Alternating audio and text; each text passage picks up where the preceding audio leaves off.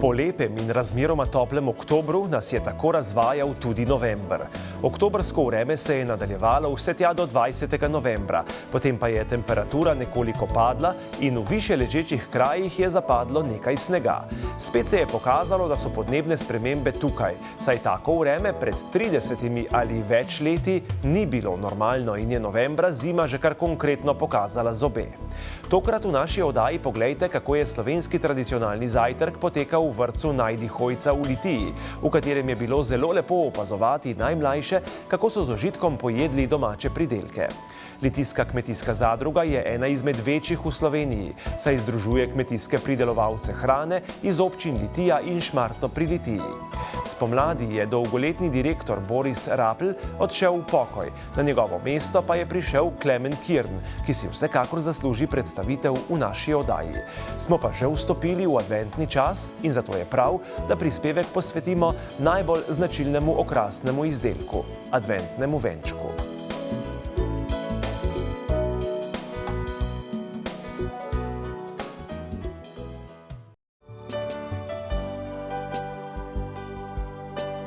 Ideja o slovenskem tradicionalnem zajtrku v vrtcih in osnovnih šolah se je porodila v Čebelarski zvezi Slovenije pred 12 leti in takoj doživela navdušen sprejem. Za njegov dan so določili 3. petek v mesecu novembru. Poleg tega pa še jedilnik, ki je vseboval med, maslo, kruh, mleko in jabolko. Seveda vse domače proizvodnje iz lokalnega okolja, torej 0 kilometrov. Poleg tega, da otroci na ta dan pojedo zdrav in lokalno pridelan zajtrk, je velikega pomena tudi to, da se s tem spodbuja lokalne proizvajalce, da zagotovijo zadostne količine domačih pridelkov. Naša ekipa je bila na zajtrku v novem vrtcu Najdi Hojca v Litiji in nastal je naslednji prispevek. Zdaj že vrsto let poteka v slovenskih vrtcih in šolah akcija Tradicionalni slovenski zajtrk vsako drug petek v novembru.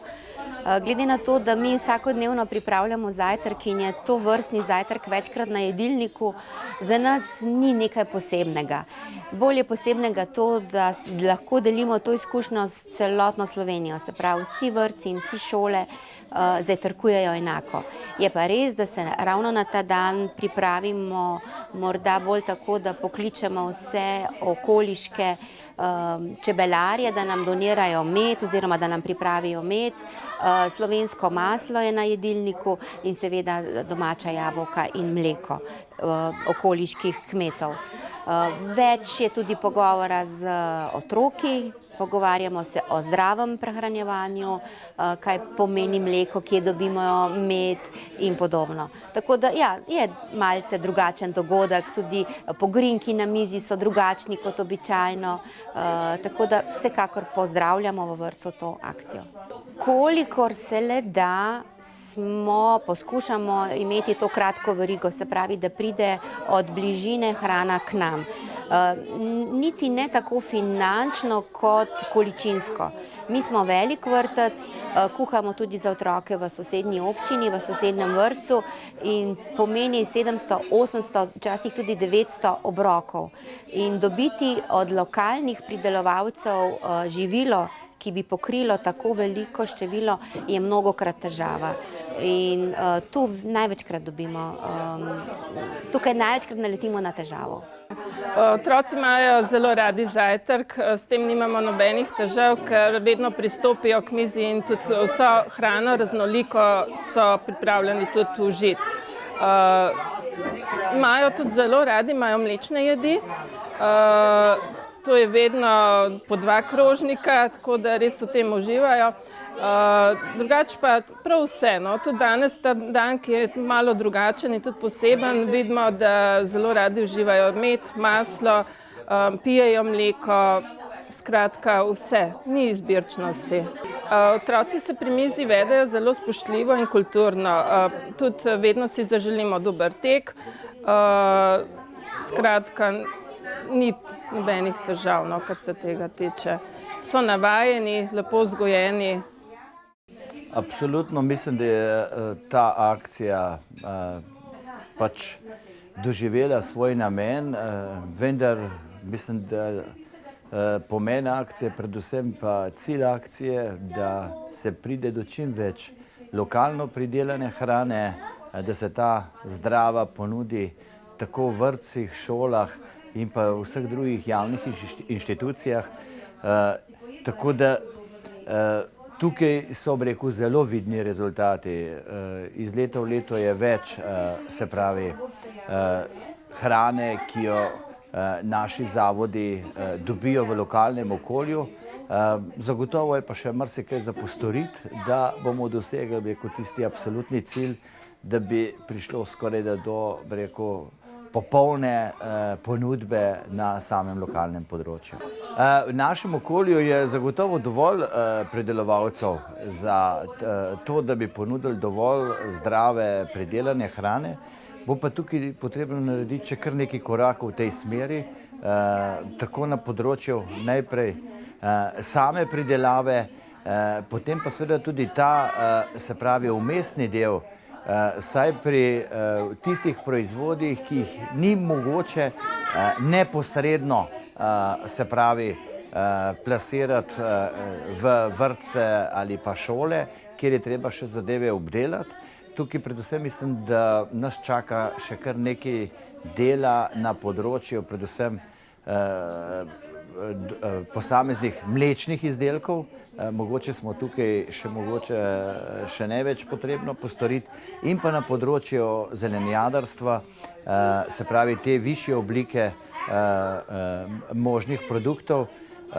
In tukaj načrtujemo skupaj z kmetijsko svetovalno službo, se pravi načrt, kako v prihodnjih letih narediti tudi to področje na ta način, da bo zagotovo tudi tukaj lahko dovolj, se pravi, ponujene lokalne hrane tudi na tem področju.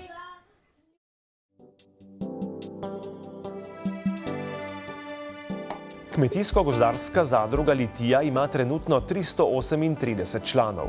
Zadruga letno ustvari več kot 18 milijonov evrov prihodkov in ima povprečno 95 zaposlenih. Glavne dejavnosti zadruge so trgovina, odkup kmetijskih produktov in lastna kmetijska proizvodnja. Zadruga ima na področju, ki ga pokriva, 9 lastnih trgovin, in sicer 7 živilskih trgovin, franšiza Mercator in 2 lastni tehnični trgovini.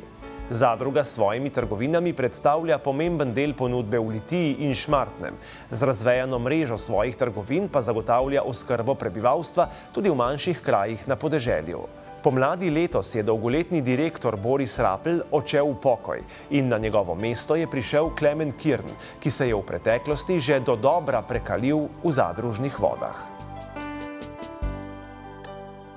Lep pozdrav vsem skupaj, res je, od 1. aprila sem novi direktor Kmetijsko-gozdarske zadruge Litija, sicer pa prihajam z Dolenjskega, doma sem v Kronovem, že pa vrsto let delam v zadružnih vodah, se pravi, bil sem zaposlen v KZ Krka, potem v KZ Trebnje, tudi zdaj sem pa na povabilo tukajšnjih članov, oziroma na povabilo, ki je bil lani razpisan, se pač prijavil in so me izbrali za direktorja zadruge s 1. aprilom letošnjega leta.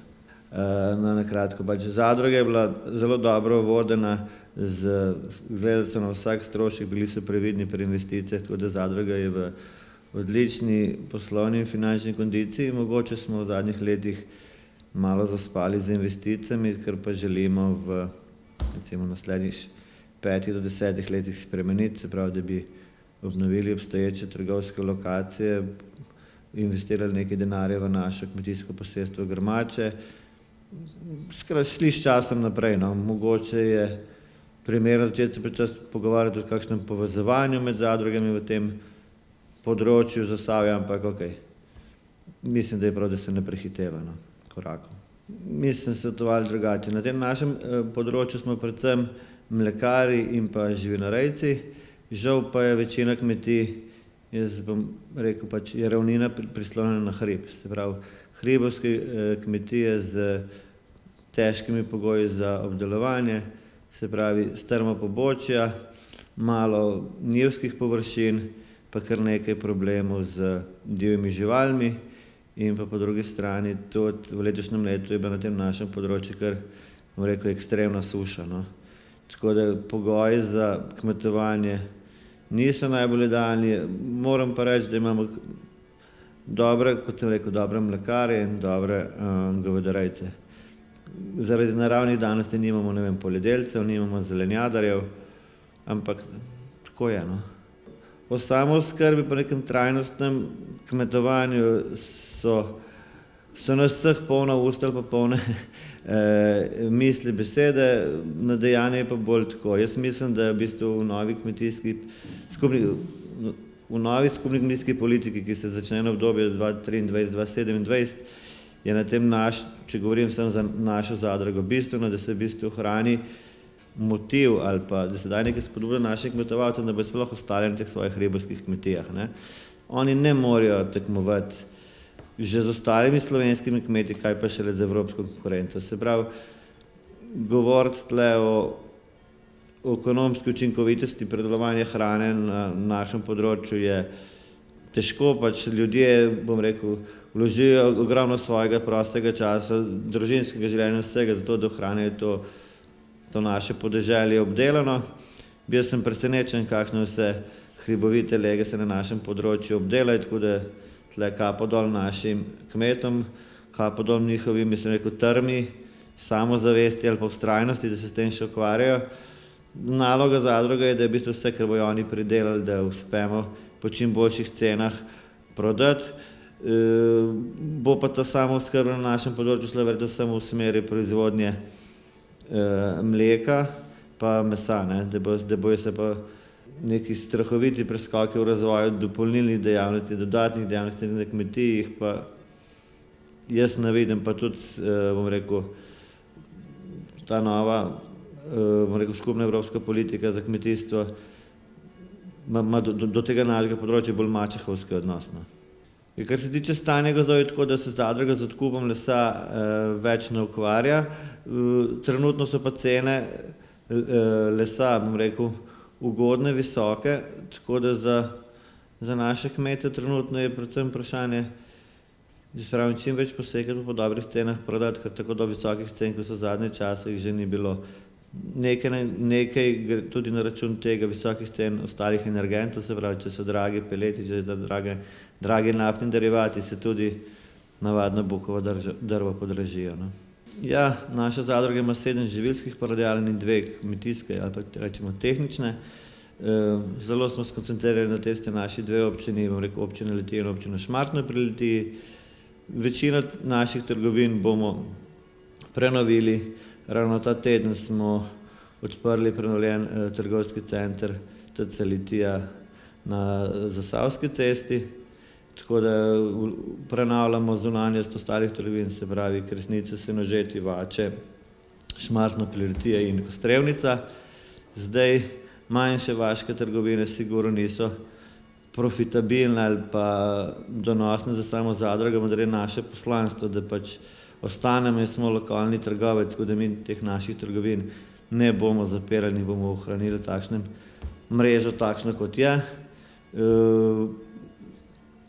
Obnovili bomo vse, bom rekel, lokacije, se pravi Senožeti, Kresnice, kot sem rekel, prenovili smo že TC Litija, drugo leto pa sledi še širitev, bom rekel, prodajnega sortimana v trgovini Agromarket v Litiji in pa na drugi lokaciji v Šmartnem, kjer imamo tehnično trgovino Domarket, je pa težava, smo pač prostorsko omejeni, tam moramo pa najprej urediti zemljišča, da bomo potem lahko morebiti nekoč, če bo pač še potencial in če bo še tak promet, da bi lahko tudi tam povečali prodajne površine.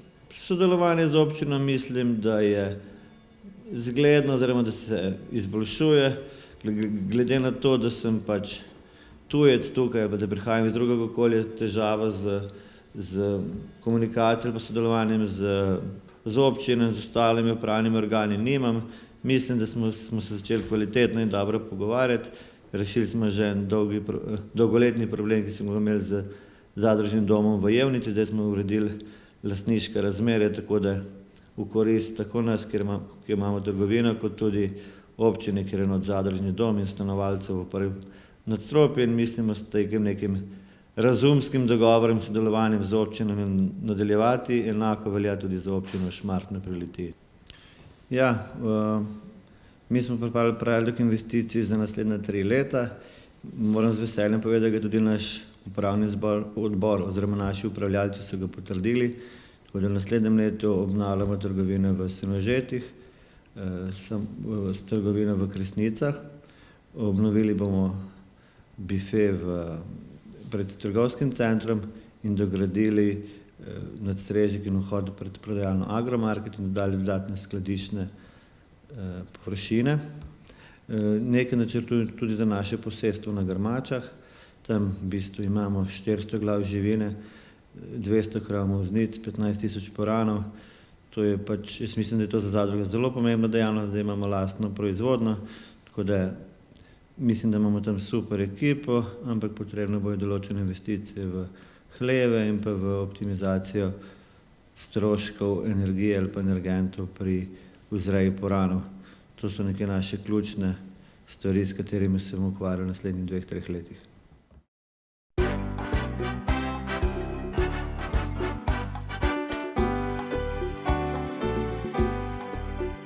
Advent je čas pričakovanja in upanja. Če se ozremo na čase pred krščanstvom, je bilo to obdobje zimskega solsticija, ko je sonce povsem izgubilo svojo moč in ko je nastopilo obdobje teme. Tedanji ljudje so v strahu, da bo svetloba povsem izginila, kurili velike ognje in upali, da bodo s tem priklicali sonce nazaj, da jim bo spet svetilo in jih grelo. Pozneje je krščanstvo ta čas dopolnilo z rojstvom odrešenika, kar je pomenilo novo upanje in s tem povezano svetlobo življenja. To je čas, ko se domovi odenejo v praznično preobleko in eden izmed pomembnih elementov je adventni venček.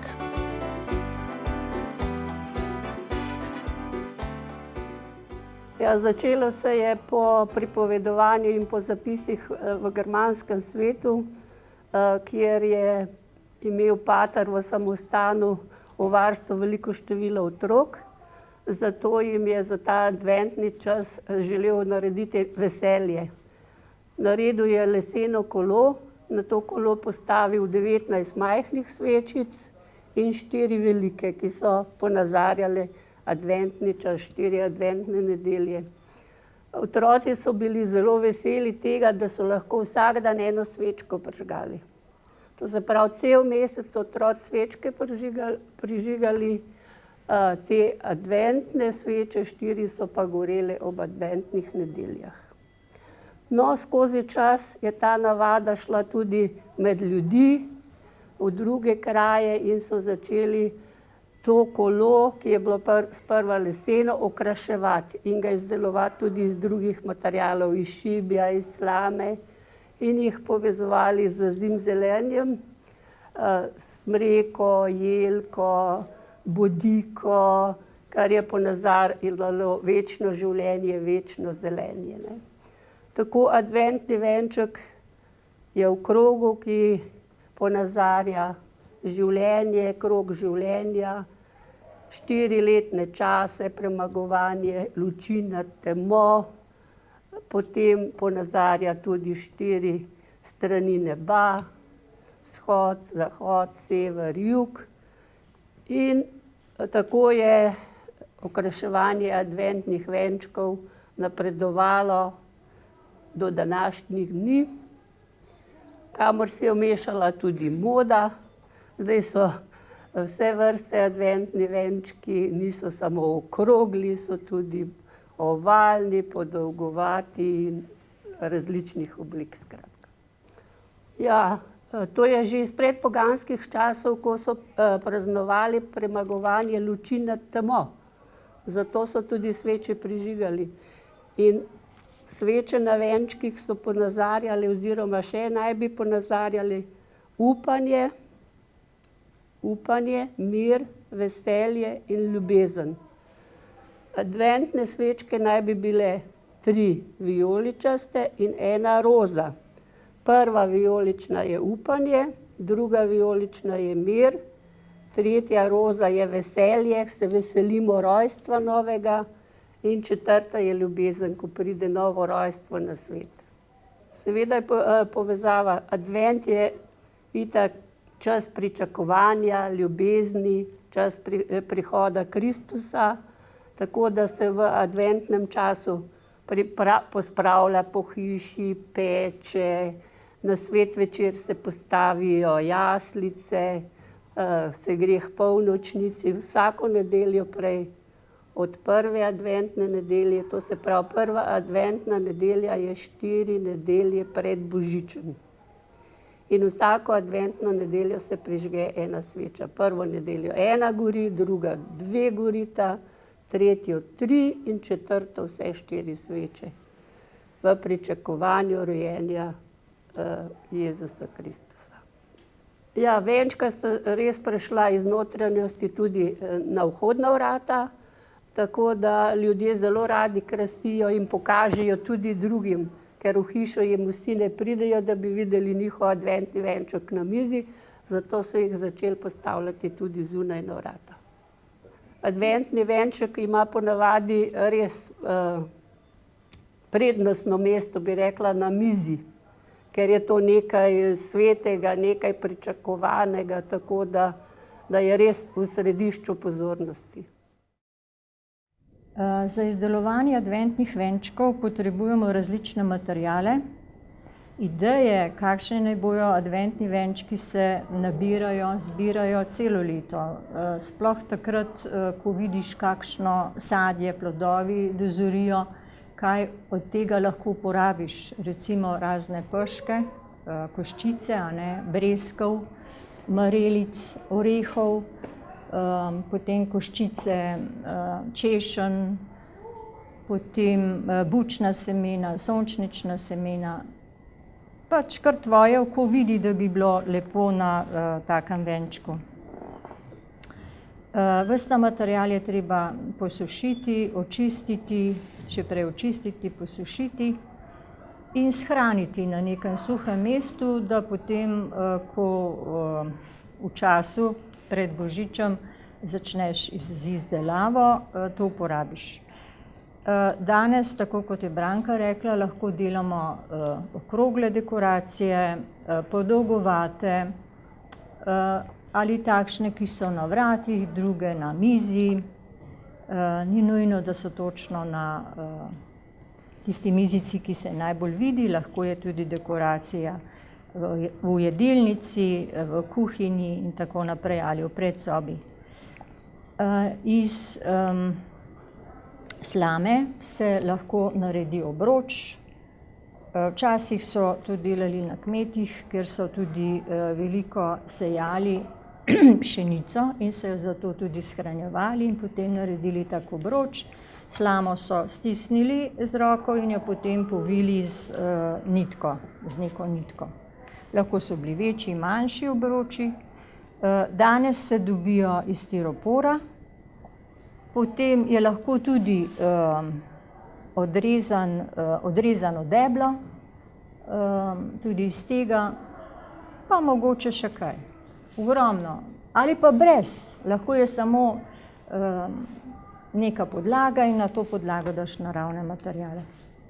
Na adventnem venčku se želi, da je nekaj svetlečega, nekaj, ko bi rekla, v decembru, ob novem letu so vse nekaj iskri, blešči, srebrna, zlata. Naj bi bila